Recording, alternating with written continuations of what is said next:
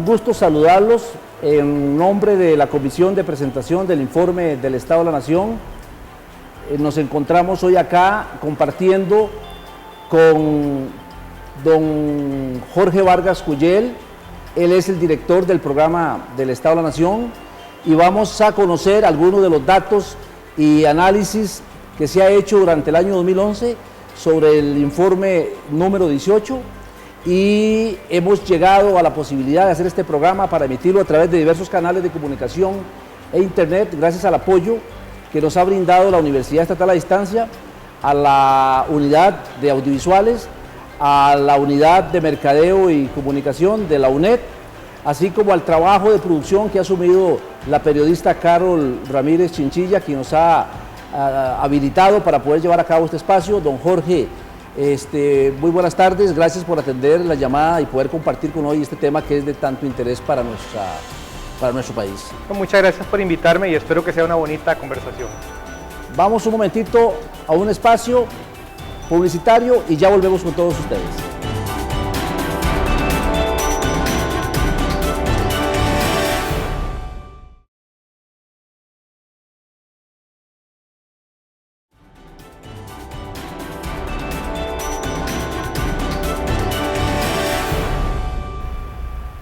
Nos encontramos en esta ocasión con el doctor Jorge Vargas Cuyel. Él es el director del programa del Estado de la Nación y la persona más calificada en el tema del análisis y estudio que se ha hecho sobre la Costa Rica. ¿Qué tenemos para pensar la Costa Rica que queremos? Don Jorge, una pregunta obligada para poder empezar esta conversación. ¿Qué es el informe del Estado de la Nación? Bueno, el informe es más que un documento. Pensemos que es un sistema ciudadano para dar seguimiento al desempeño del país en desarrollo humano. ¿Qué estamos haciendo en la economía? Si la economía está al servicio de las necesidades de la gente, ¿qué está pasando en el frente social? ¿Qué está pasando en la gestión ambiental y en la política?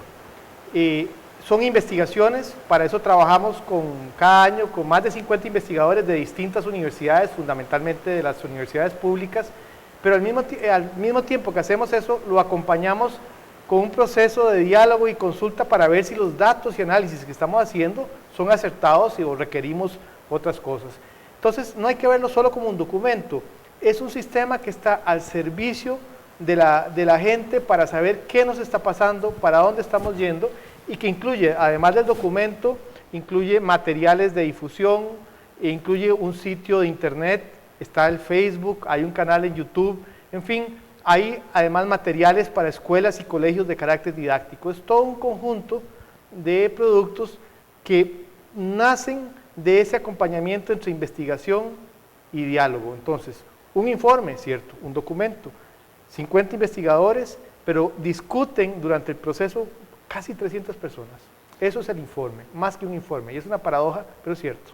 Claro, ya dicen en la comunidad universitaria que ya se hizo adulto el informe porque ya llegó a sus 18 años de edad. Sacamos cédula ya. Eso es importante. Entonces, ¿cuál es el papel entonces de las universidades en torno a todo este trabajo que realiza el programa del Estado de la Nación? Bueno, en primer lugar, el programa Estado de la Nación es un programa del Consejo Nacional de Rectores, que es una entidad que agrupa a 4 universidades públicas. En segundo lugar, es un producto interuniversitario porque no se hace en un escritorio, sino se hace con redes de investigaciones de distintas disciplinas, muchos de ellos pertenecientes a centros académicos y centros de investigación de las distintas universidades. Y es también un producto interuniversitario porque por medio del esfuerzo y colaboración de las universidades nos ayudan a llegarle no solo a las aulas universitarias de todos estos centros de educación superior, sino nos ayudan también a procesar materiales para otros sectores, organizaciones sociales, maestros, estudiantes. Entonces, pensémoslo como un producto de un esfuerzo y la colaboración interuniversitaria. Claro, el informe del Estado de la Nación se ha caracterizado a lo largo de estos 18 años de darnos siempre como en su portada un concepto visual diferente, siempre hay como mucho interés en torno a lo que dice desde el punto de vista mensaje, la portada que es el concepto visual. ¿Qué nos dice? Cuéntenos la portada de esta edición para lograr entender un poquito y que la gente conozca qué nos está diciendo o qué nos está dando a entender. Mire, este año, al cumplir 18 años, el Estado de la Nación por quinta vez sale en un momento en donde se atizan los fuegos electorales. Entonces lo que decimos, vean, hace 20 años los partidos podían darse el lujo de hacer ofertas y promesas de campaña sin datos y no sabían muy bien si lo que decían era realizable o no. Bueno, hoy en día ahí están los datos, están las investigaciones para saber si van a formular bien la promesa y para evaluar la calidad de la promesa. Entonces, la portada de este año, ¿qué es? Es una interrogación a los partidos. Si ustedes van a hablar de los principales desafíos políticos del desarrollo del país, concreten. No digan solo qué quieren hacer, sino cómo. ¿Por qué? Porque hay investigaciones, las del Estado de la Nación son unas, no las únicas, pero nosotros contribuimos, en donde les vamos a evaluar la calidad de lo que prometen. Porque en lo fundamental el país no está en un buen momento. Las elecciones de 2014 serán elecciones ordinarias en tiempos nada ordinarios. No es tiempo de promesas al viento, es un tiempo para una deliberación de calidad, un tiempo para formular y exigir respuestas fundadas y verificables sobre las promesas para arreglar los problemas del país. Y ese es el concepto de la portada. Entonces, tratando de hacer un esfuerzo de síntesis para empezar la conversación sobre los temas, ¿cuáles podríamos decir que son los resultados más significativos que encontraron ustedes durante la investigación de este informe? Se lo sintetizo de esta manera: crecimiento económico y estabilidad monetaria moderada, buenas, pero con una gestión ambiental, una sociedad y un sistema político en profundos problemas. Un año más en donde el desarrollo económico y la democracia no están produciendo avances firmes en el bienestar de la gente. Ese es en síntesis el mensaje principal. Y por eso decimos, vean, esto es un tiempo muy complicado, se acabaron las ganancias fáciles del desarrollo, ahora en adelante cada avance que tengamos va a ser un avance más difícil y por eso es el momento de interrogar a los partidos, los ciudadanos, de interrogarles cómo van a hacer para arreglar los problemas que ya sabemos que tenemos. Vimos que este informe incluye dos nuevos temas, el tema de la situación indígena y de alguna forma el tema cultural. ¿Qué aporta? ¿Qué cosas nos aporta el haber abordado estos temas y qué podemos destacar? Mire, tal vez le digo una cosa antes, cada año siempre le damos seguimiento a 4 temas regulares, en materia económica, en materia social, en materia ambiental y en materia política. No es que cada año decimos los mismos, dentro de cada uno de esos temas profundizamos, pero siempre le damos seguimiento a esos temas. Este año, como usted dice, además de los capítulos regulares, tenemos 2 temas. El primero es la gestión cultural.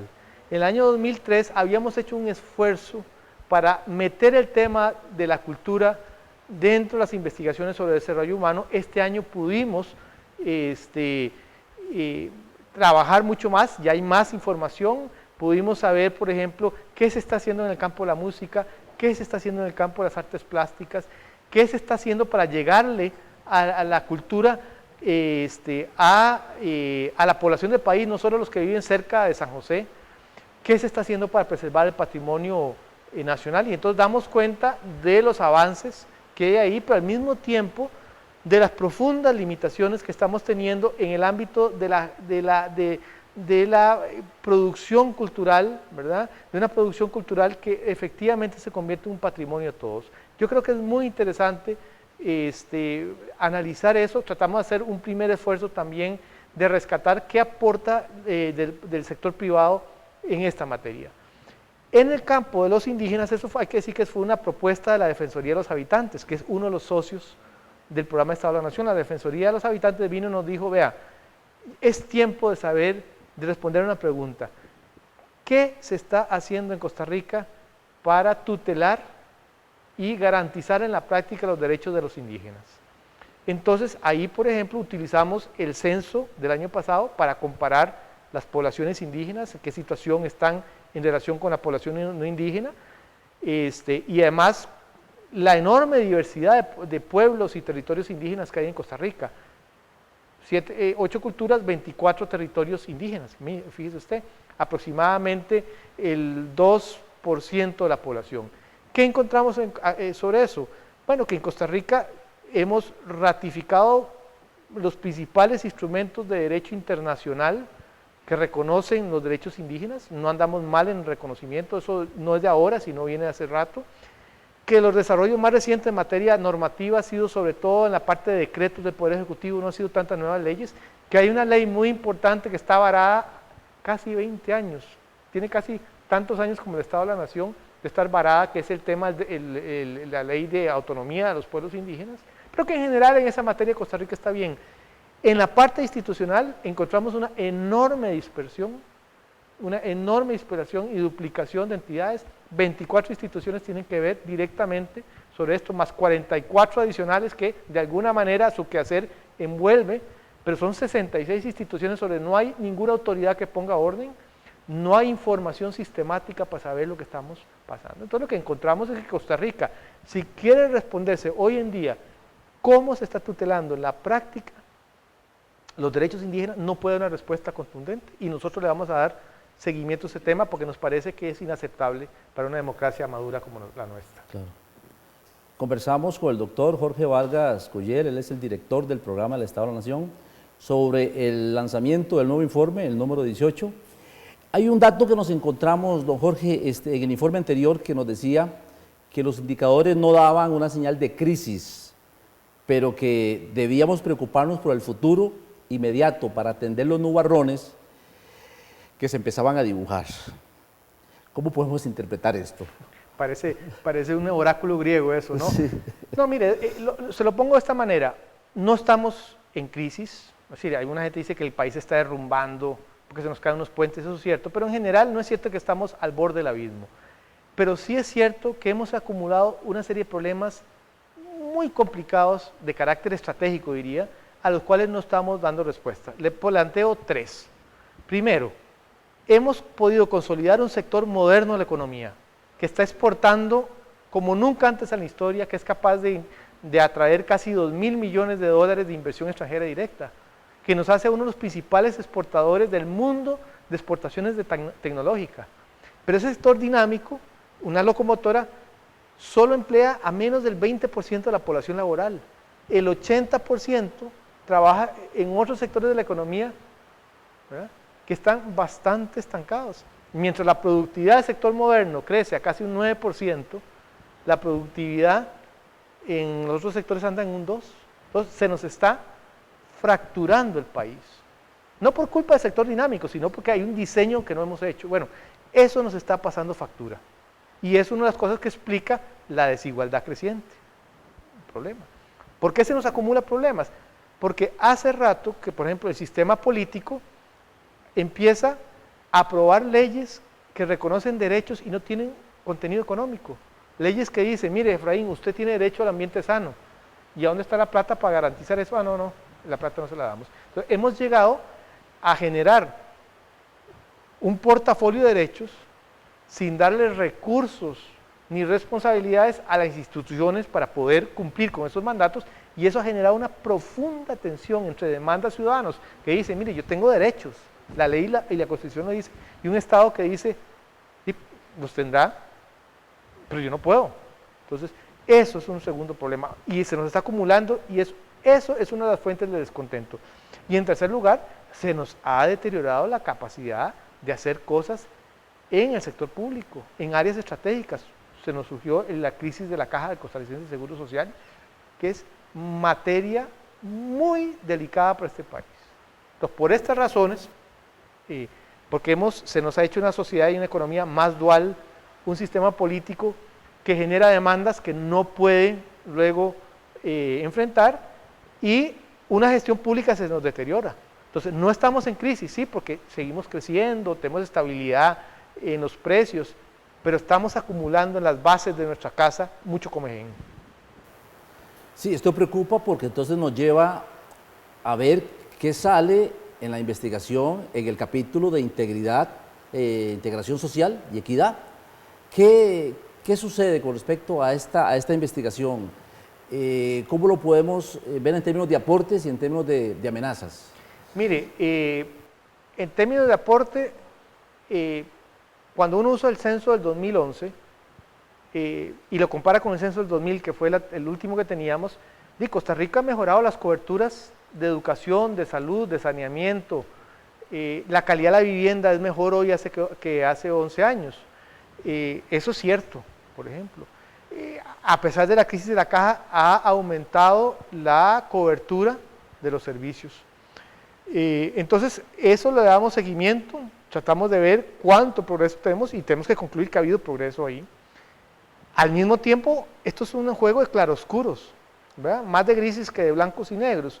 Entonces, la pobreza, andamos como siempre, no logramos avanzar, pero eso en términos relativos, seguimos alrededor del 21%, pero como la población crece, ese 21% en términos de porcentaje es el mismo, pero como la población crece es un 21% de una más población, entonces nunca hemos tenido tantos pobres como ahora, 1.140.000 personas. Seguimos, por ejemplo, con el problema de la desigualdad creciente en los ingresos.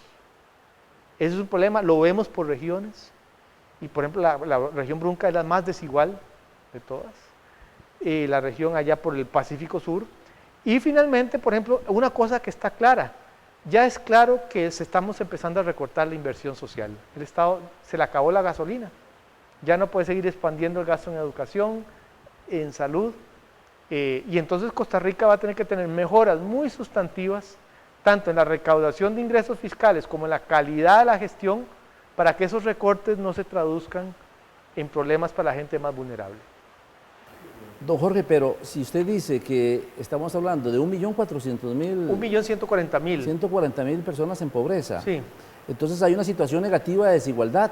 Entonces, ¿por qué Costa Rica no logra enfrentar este deterioro tan marcado? Mire, ahí viene vamos al corazón del sistema político. Y se lo pongo así, en el momento en donde este país tiene que tomar decisiones muy estratégicas para corregir rumbo, en este momento, ¿usted qué se encuentra? Partidos muy deteriorados, todos con graves crisis internas.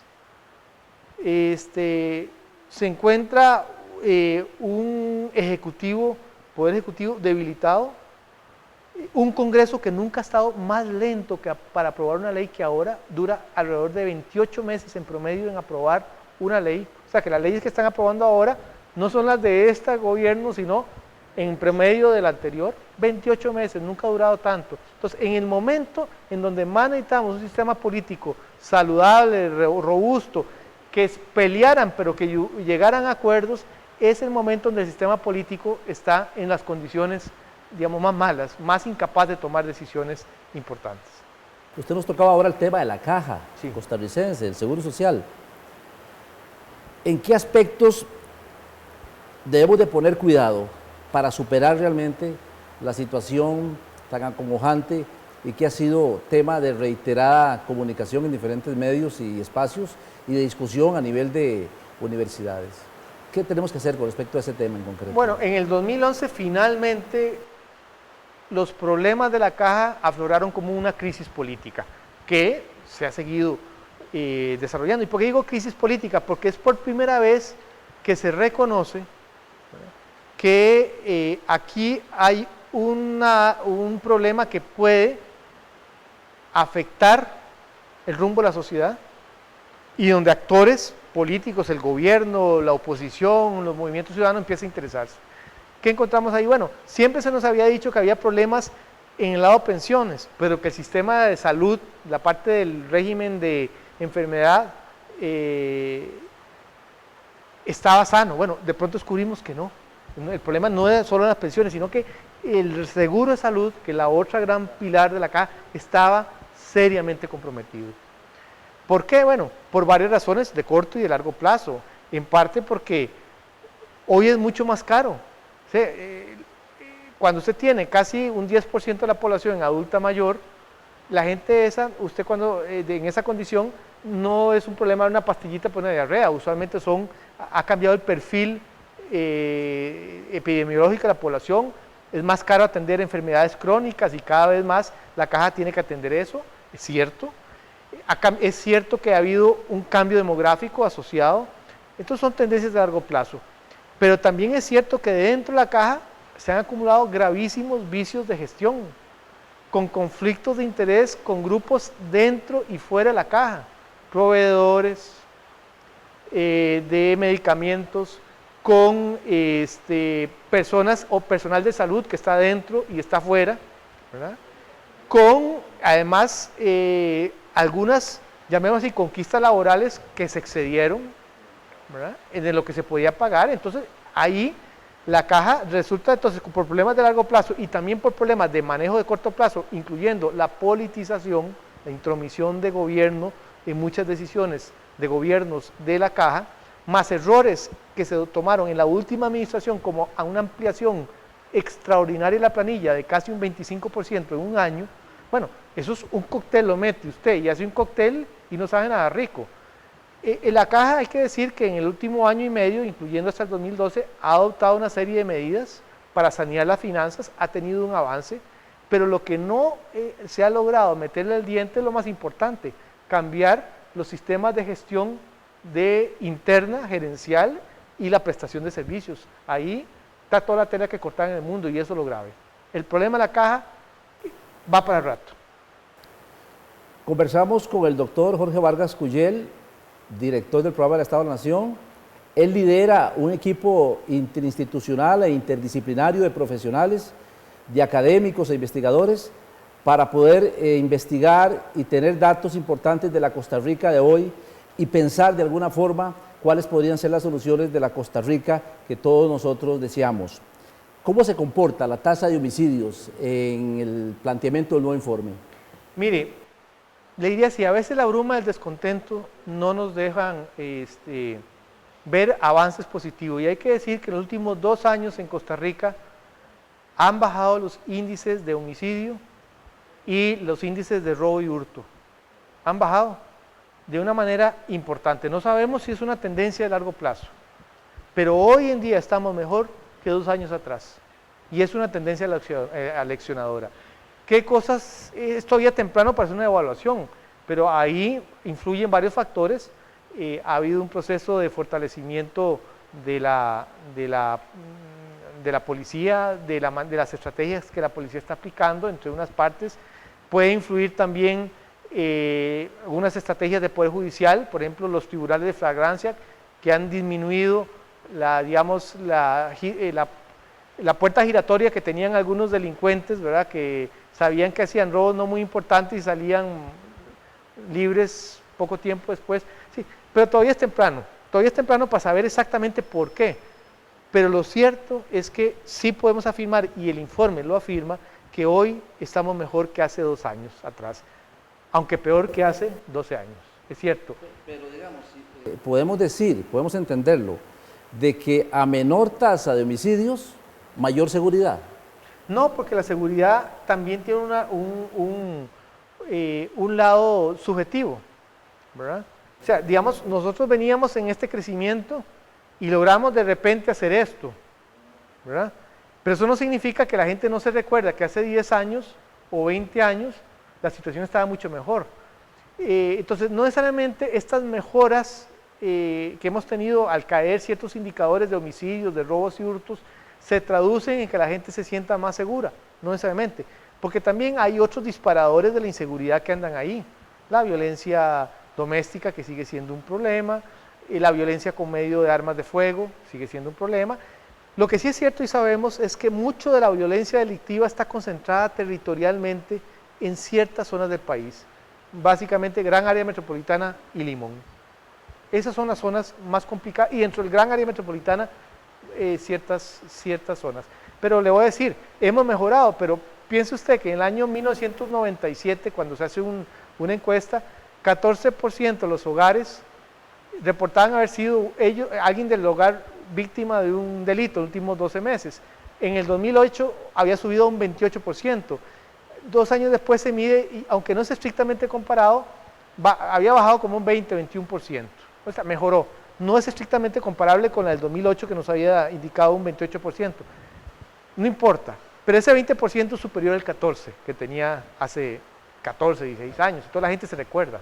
Entonces, esas mejoras todavía, en resumen, no han dado paso a una sensación en donde la gente diga, ya puedo bajar la guardia. Al contrario, seguimos todavía en niveles muy altos históricamente, aunque más bajos del pico que alcanzamos hace 3, 4 años. Jorge, y el tema del censo que se hizo en el periodo 2000-2011, dice que se evidenciaron mejoras Sí. en la salud, en vivienda, en educación, en tecnologías de información y comunicación. ¿Qué tan cierto es este dato y cómo podemos nosotros entenderlo? Empiezo por lo último y termino con lo cierto. Mire, ¿qué es lo que refleja el censo? Bueno, básicamente que la cobertura de agua es de prácticamente al 100% de la población, el de electricidad está también muy alto, son de los más altos de América Latina, lo mismo que la proporción de personas con sistemas de saneamiento inapropiadas, letrinas viejas o digamos la sequía, pues eso ya no. Mejoró en más de un año, casi 2 años, la escolaridad promedio de la población, a casi 8 años.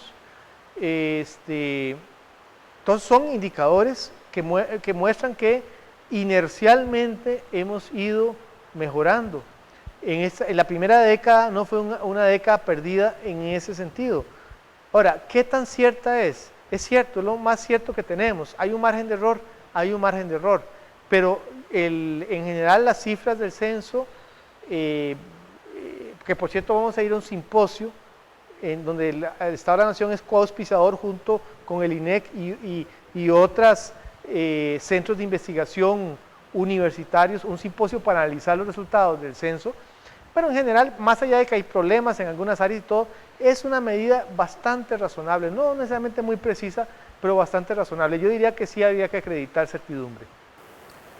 Sí, hay un tema que siempre nos llama profundamente la atención y que es el día a día, que es el tema económico. En cuanto al capítulo propiamente de oportunidades, estabilidad y solvencia económica, ¿qué mejoras encontramos en la investigación y cuáles son aquellas que no han podido superarse y que siguen siendo parte del deterioro que tanto hemos venido nosotros leyendo, escuchando y conversando? Sí, Efraín, vea, vamos a ver.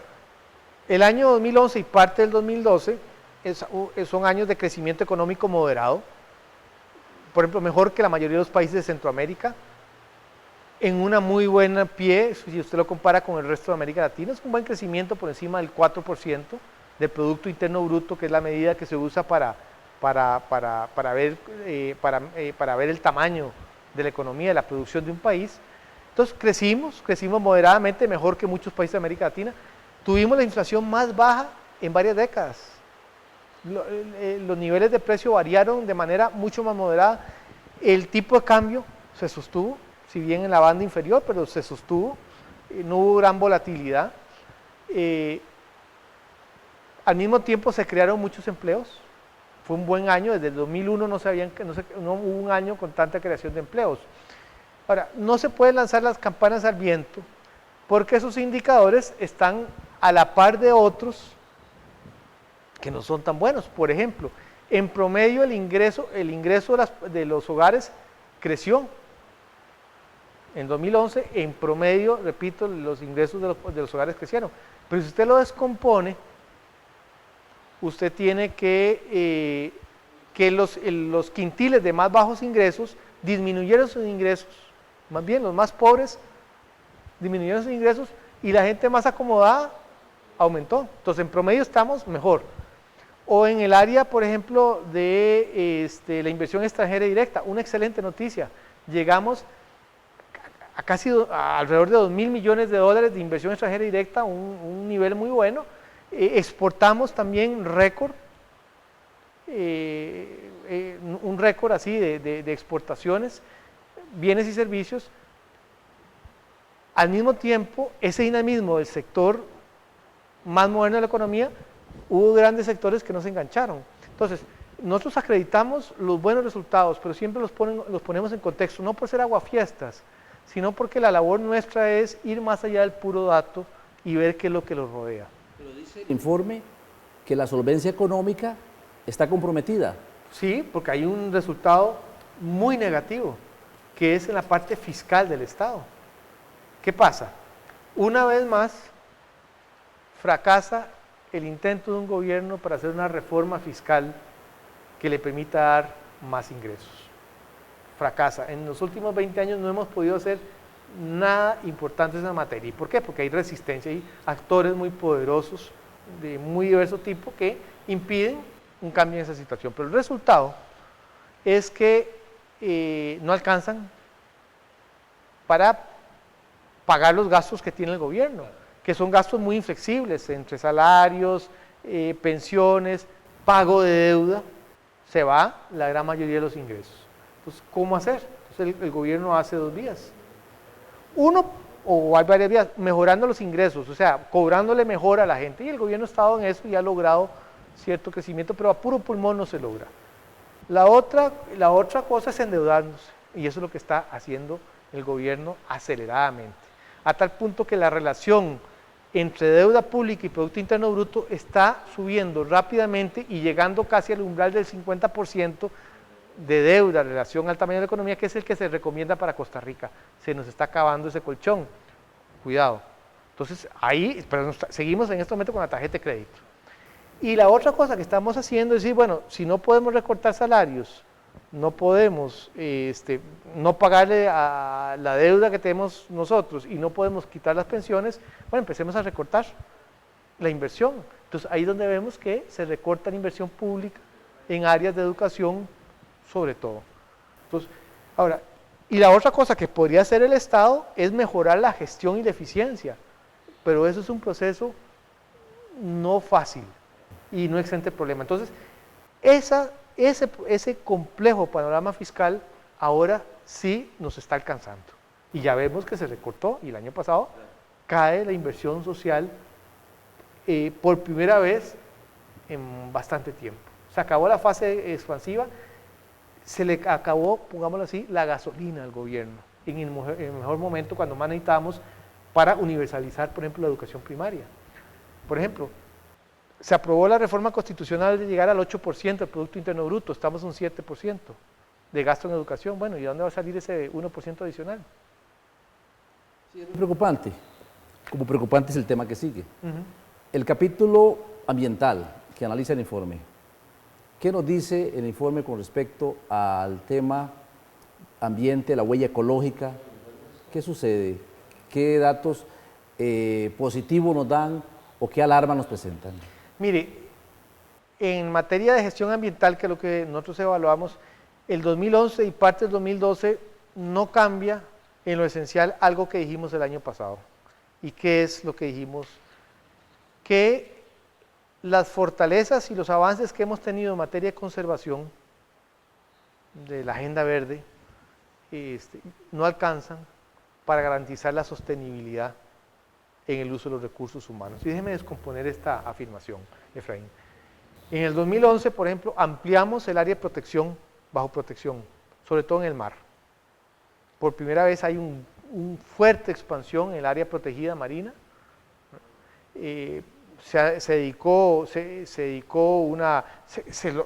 logró conocer que efectivamente el país ha logrado consolidar la cobertura, las ganancias en cobertura boscosa. Es el único país en una región que es donde se está deforestando de las más rápidas del mundo. Costa Rica más bien en los últimos 20 años pasó de tener, o 30 años, alrededor de un 30% de cobertura boscosa a más de un 50%. Bueno, lo logramos acreditar. Entonces, ahora, ¿cuál es el problema?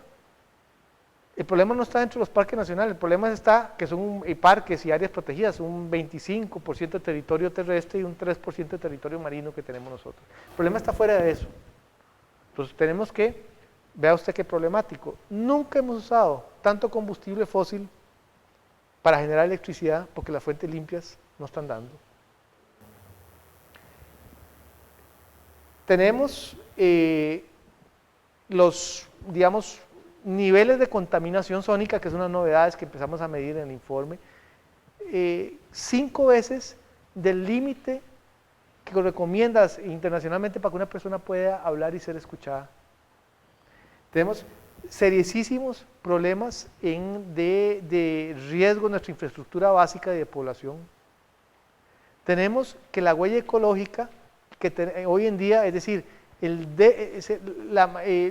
hay siempre un balance entre la capacidad de la ecología, de los recursos, para poder sustentar la actividad económica y social de los seres humanos. Bueno, la actividad nuestra, el uso que estamos haciendo de recursos naturales, excede la capacidad que tiene nuestro territorio de sostener esas actividades, como nunca en la historia, la más alta. Entonces, ¿y por qué es tan difícil el marco institucional nuestro para poder atender todo? Es que no solo es un problema del marco institucional, hay un problema político, o sea, hay que decir que el tema ambiental ha perdido prioridad. ¿Quién se acuerda que Costa Rica quería ser un país verde, el gobierno no, un país sostenible? Ya no tiene esa misma fuerza en la agenda pública. En los últimos años, cuando hay conflicto entre ambiente y otros sectores, las entidades políticas fallan casi siempre a favor del ambiente, y más bien es desde lo judicial que le enmienda la plana. Entonces, hay un problema político de pérdida de prioridad de la gestión ambiental. Hay un problema de falta de instrumentos. Mire, Efraín, el desorden en el uso del territorio que tenemos nosotros es garrafal, y los instrumentos de planificación son muy débiles. Entonces, la gente se construye en sitios que no deberían construirse, que sabemos que son de alto riesgo. Se hacen carreteras y puentes sin mayores evaluaciones ambientales. Se autoriza colocar explotaciones en áreas muy sensibles, ¿verdad? Y también otro factor que está empujando ahí es la matriz energética que tenemos nosotros. Piense usted que nosotros usamos 2/3 de la energía que nosotros usamos es de combustibles fósiles, y el mayor generador de eso es el sector transporte. Transportar gente, transportar mercadería, porque hemos apostado a que esa es la mejor manera. Entonces, eso es lo que está impulsando la huella ecológica: desorden en el uso del territorio, pero la matriz energética basada cada vez más en combustibles fósiles, ¿verdad? Y eso también expresa, reitero y sintetizando, lo que cuesta. Entonces, no solo un problema institucional, es también un problema institucional, pero hay factores políticos y económicos que están en la base, que explican por qué no lo hacemos. Conversamos con el doctor Jorge Vargas Cuyel, el director del programa del Estado de la Nación. Este es un esfuerzo de las universidades públicas de llevar a ustedes un programa donde podamos resumir los hallazgos más importantes del informe del Estado de la Nación número 18, y un trabajo mancomunado de la Comisión de Presentación del Informe del Estado de la Nación 2011. Don Jorge, el tema de fortalecimiento de la democracia, qué buenas noticias nos trae ese capítulo. Bueno, eso es un tema en donde vieras cómo cuesta. Vieras que cómo cuesta encontrar, porque si hay un área del quehacer del desarrollo humano en donde estamos en seriosísimos problemas, es en la política. Yo le confieso que buenas noticias casi no, habría que una noticia en general buena, y es que el contexto es que estamos en un sistema institucional más o menos robusto, que los indicadores agregados del Poder Judicial muestran alguna mejora, pero son cosas que no alcanzan a balancear la gran cantidad de Dice algo el informe, si el costarricense apoya o no apoya el sistema democrático en nuestro país. Sí, claro que lo decimos, pero eso no califica como buenas noticias, al contrario, es una muy mala noticia. Hay unas cosas que le damos atención nosotros, es el grado en que los ciudadanos apoyan al sistema político costarricense, que es democrático. Y lo que encontramos con una medida que fue desarrollado por el profesor Michel Seligson, que hoy está en la Universidad de Vanderbilt, que él empezó a darle seguimiento a en Costa Rica desde los años 70, finales de los 70, o sea, más de 30 años de estar midiendo esto. Bueno, el resultado es que nunca hemos estado en un nivel tan bajo. Costa Rica siempre está muy por encima del resto de América Latina en el tema de apoyo ciudadano a la democracia, andábamos en una escala de 0 a 100, nos pegábamos un 75, 80, 85, llegábamos de 100, que era muy alto, muy excepcional incluso en democracias avanzadas. Bueno, esta vez andamos en 55. Nos encontramos en este espacio conversando con el doctor Jorge Vargas Cuyel y parte de un esfuerzo interinstitucional alrededor del CONARE, que es el Consejo Nacional de Rectores. Vamos a conversar sobre el tema de los partidos políticos.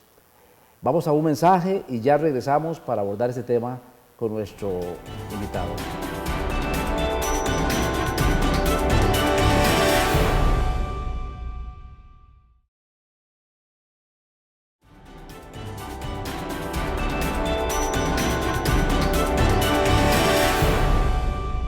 Este espacio pretende divulgar y llevar a las diferentes comunidades y a todos los sectores posibles los hallazgos producto de la investigación que hace el Programa del Estado de la Nación en aras de formar en desarrollo humano sostenible.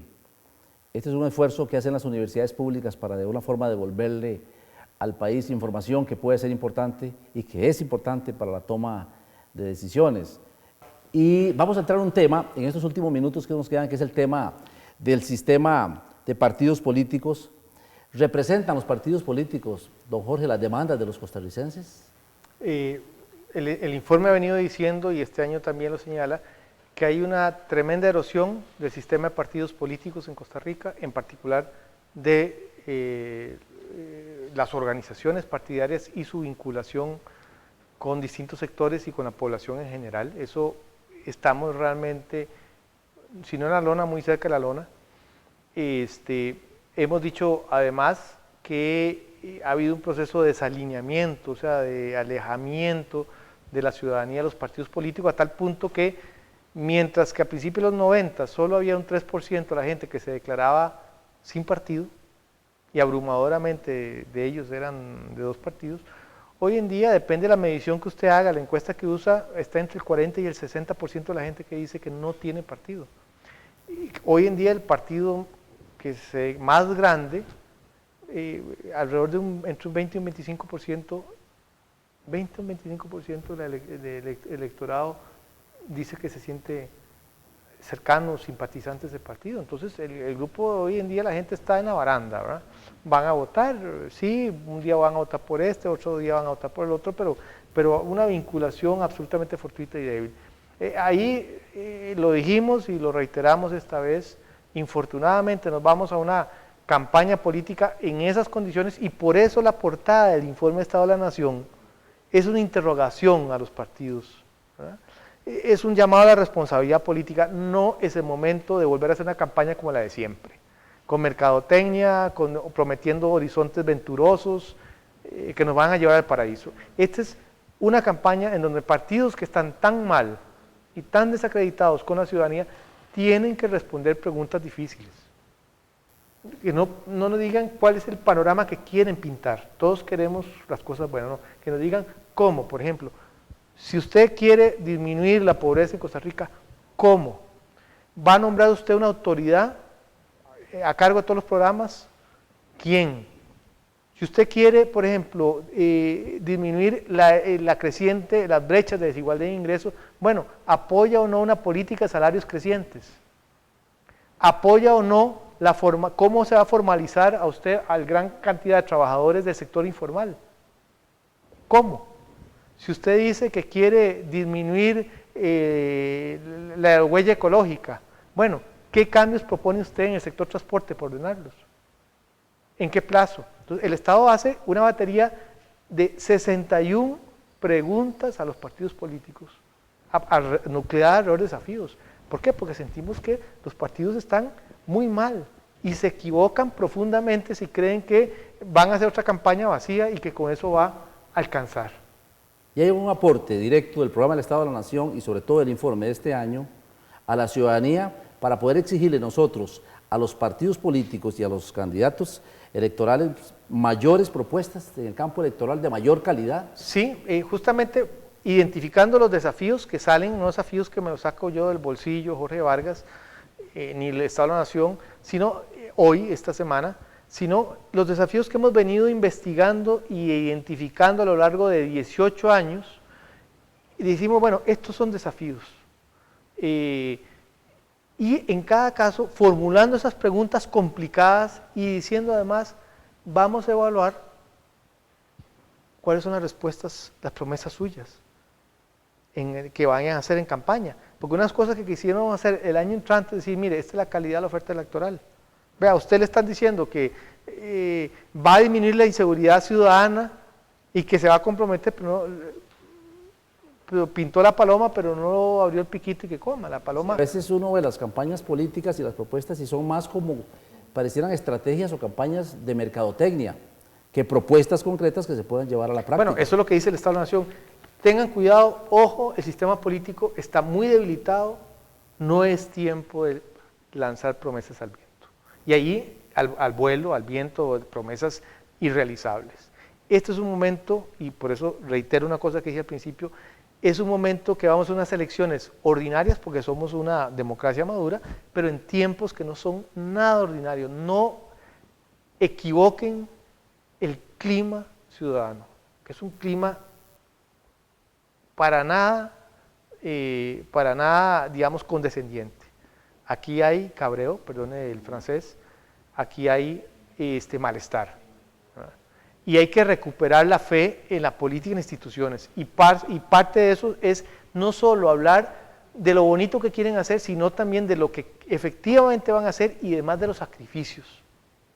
¿Verdad? Porque la gente no es tonta, sabe claro que vamos para una época de sacrificios. Don Jorge, y ya nos quedan 2 minutitos, ¿cuál sería su gran conclusión con respecto a lo que ya usted conoce del informe del Estado de la Nación para bien del país? Mire, lo bueno es que Costa Rica tiene fortalezas históricas muy importantes. A pesar de los pesares, tenemos una población con un nivel de vida muy superior en general al resto de América Latina. Tenemos logros en materia de conservación, somos una democracia de larga data, que tenemos cierta estabilidad, tenemos Estado de Derecho. Pero lo que tenemos que entender es que se acabaron las ganancias fáciles de seguir viviendo los logros del pasado. Estamos en una época de cambios, que vamos a tener que hacer cambios, van a ser cambios dolorosos, que van a implicar sacrificio, que va a implicar ajustar y enmendar rumbos. Entonces, la ventaja es que tenemos las palancas y las fortalezas para plantearnos este problema. Eso no nos garantiza que vamos a ser capaces de hacerlo, pero nos garantiza que podemos enfrentarnos a esos dilemas. Pero estamos entrando en la década, a mi juicio, decisiva, que va a marcar qué siglo XXI vamos a tener, por una serie de cambios que no tuvimos la posibilidad, que están ocurriendo además, mientras hablamos, que no nos va a dejar mucho más chance. Entonces es un poco decir, o agarramos el tren o nos deja el tren, ¿verdad? Claro. Pero al menos hay tren. Claro. O sea, digo, por lo menos tenemos un conjunto de fortalezas que nos da margen a un optimismo cauto, ¿verdad? Pero también una conciencia de que podemos no hacerlo, podemos seguir con estas indecisiones, con este país trabado, creyendo que es cuestión de ganar otra elección a pura mercadotecnia, creyendo que podemos seguir haciendo lo mismo y que más de lo mismo nos va a llevar a algo distinto. Esto es un momento de cambio. Hemos estado conversando a lo largo de esta hora con el doctor Jorge Vargas Cuyel, es el director del programa del Estado de la Nación, y apenas hemos punteado algunos temas relevantes, pero si usted quiere más información, si quiere detallar sobre cada uno de los aspectos que traen los 6 capítulos que se incluyeron este año en el informe, puede ingresar a la dirección electrónica por internet www.conare.ac.cr, asimismo a las páginas web de las universidades públicas, y ahí encontrarán todos los documentos en digital con la información pormenorizada de este tema que es tan importante para todos los costarricenses. Queremos agradecerle, doctor, su atender nuestra propuesta de conversar hoy un ratito sobre este tema. Queremos agradecer también a los compañeros de la Universidad Estatal a Distancia, la Unidad de Audiovisuales, a la Unidad de Mercadeo y Comunicación, a los compañeros de la Vicerrectoría de Acción Social del Instituto Tecnológico y de la Universidad de Costa Rica, a la Oficina de Relaciones Públicas de la Universidad Nacional, que formamos parte de una gran comisión y que hemos considerado importante llevarles a ustedes un vistazo de los temas más importantes que aquejan y que le preocupan al país, utilizando las herramientas que nos da la tecnología hoy a través de la internet, a través de los canales de televisión universitarios, educativos y también algunos canales privados que nos están permitiendo que ustedes conozcan este informe, así como las redes sociales para que pueda el material y la información que les llegue de manera más directa. Agradecemos mucho a todos ustedes la atención y estaremos compartiendo con ustedes a través de los medios mayor información sobre lo que se logró encontrar, los hallazgos, la información y todos aquellos elementos relevantes del informe del Estado de la Nación número 18. Buenas tardes, doctor, y le agradecemos mucho por habernos acompañado. No, el agradecido soy yo, muchas gracias.